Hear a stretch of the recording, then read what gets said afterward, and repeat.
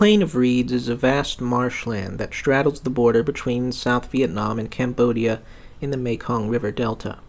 The area is covered with tall grass and intersected by numerous canals and streams. Villages and hamlets lie along these waterways, where residents cultivate rice fields in the fertile soil, which remain submerged even during the dry season. The region's swampy terrain proved to be a major obstacle for military operations in the area over the course of the 20th century. The Plain of Reeds had long served as a Viet Minh stronghold during the war against the French. By 1969, it remained a major sanctuary for the Viet Cong, which the communists considered impenetrable. However, the Republic of Vietnam's growing mechanized capabilities carried the potential to change this situation and threaten VC control of the region.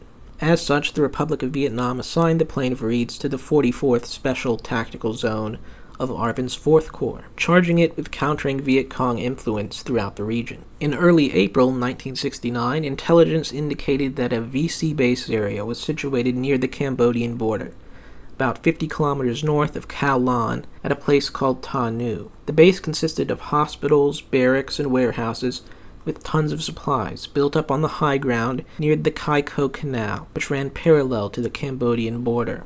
Colonel Pham Van Phu, commander of the 44th Special Tactical Zone, ordered the ARVN 12th Armored Cavalry Squadron and 41st Ranger Battalion to conduct an operation to eliminate the enemy base at Ta Nu. The 12th Armored Cavalry Squadron was a new addition to ARVN's forces, having only been formed in July of 1968. It had a headquarters unit, a support troop, and 3 armored cavalry troops, of 3 armored cavalry platoons, with 5 M113s apiece, a mortar platoon, an M113 with a recoilless rifle, and a command vehicle. 12th ACS had just returned from operating in the Seven Mountains region of Chau Doc Province in late March. The 12th Armored Cavalry Squadron and 41st Ranger Battalion were both part of the Corps Reserve, which supported operations throughout the 4th Corps Tactical Zone in the Mekong Delta. The assault at Ta Nu received the name Operation Quyet Thang 4419, as part of 4 Corps' annual Corps-wide operation named Quyet Thang.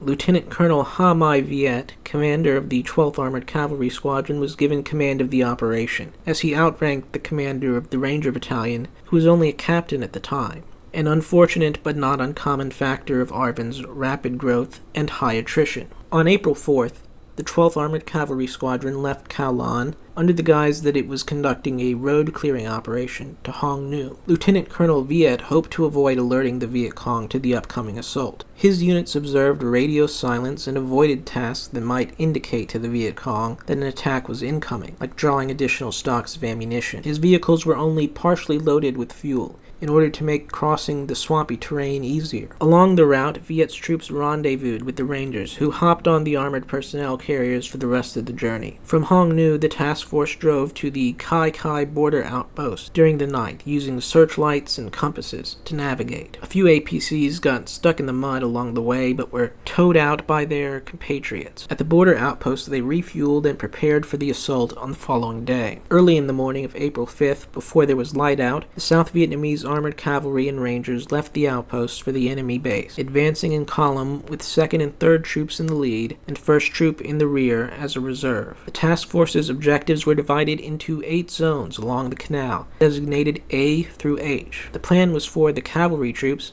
to attack the zones sequentially, with 2nd troop assaulting Zone A, then 3rd troop Zone B, and 1st troop Zone C. Viet's men approached the enemy base parallel to the canal. As each unit reached its assigned zone, it turned left, forming a line, and advanced into its sector.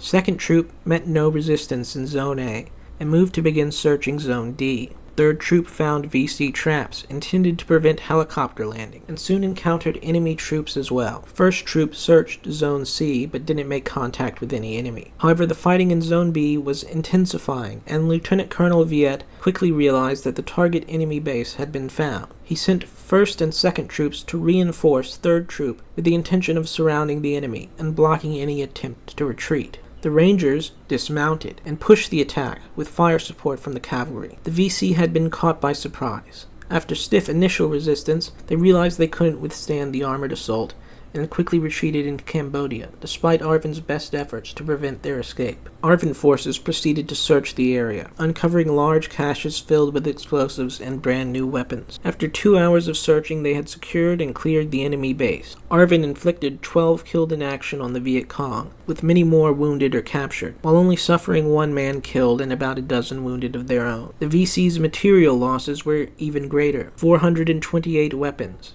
200 cases of small arms ammunition, 3,000 grenades, and 5 tons of TNT. Operation Quyet Thang 4419 was a major success. It resulted in more captured enemy supplies than any other 4-corps operation of a comparable size. It also deprived the VC of one of their most important bases in the Plain of Reeds. On April 16th, South Vietnam held a ceremony in honor of the victory at Ta Nu, attended by President Nguyen Van Thieu, the Chief of the Joint General Staff, Cao Van Vien, and MACV Commander Creighton Abrams, along with many other important officials. Lieutenant Colonel Viet received a Bronze Star with V device from the United States and a separate medal from his own government. The commander of the Ranger Battalion received a promotion to Major. The commander of the 44th Special Tactical Zone also received a promotion to Brigadier General. The Battle of Ta Nu represents some of the changes happening in the Vietnam War and ARVN in the late 1960s. ARVN was undergoing a process of modernization that gave it access to better equipment and greater firepower. As a result, the VC guerrillas were struggling to effectively challenge the ARVN regulars. Going forward, NVA main force units would be